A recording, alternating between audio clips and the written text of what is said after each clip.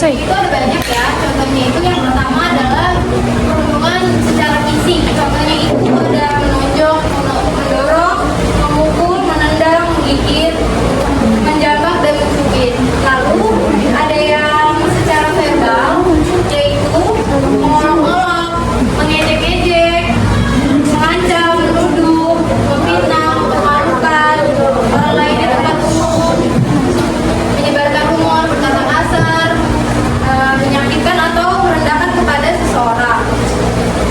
Selanjutnya ada bullying yang melakukannya secara sosial. Contohnya itu kayak kalian yang kayak suka mengorbankan orang di depan umum atau kayak menjelek-jelekin orang lain di depan orang lain. Kalau misal teman kalian nih ada yang berantem terus kalian langsung gak suka sama dia, sama-sama kayak rame-rame jadi gak suka sama dia. Terus juga kalau sekarang tuh ada yang namanya cyberbullying. Udah tahu belum? Nah, kalau cyberbullying itu biasanya kita temuin di media sosial. Biasanya ada di komen-komen kalian kayak pernah komen-komen negatif atau ngomongin gitu kan?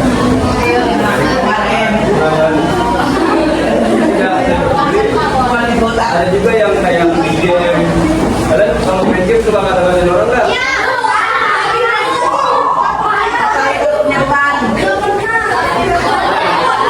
Itu namanya cyberbullying ya.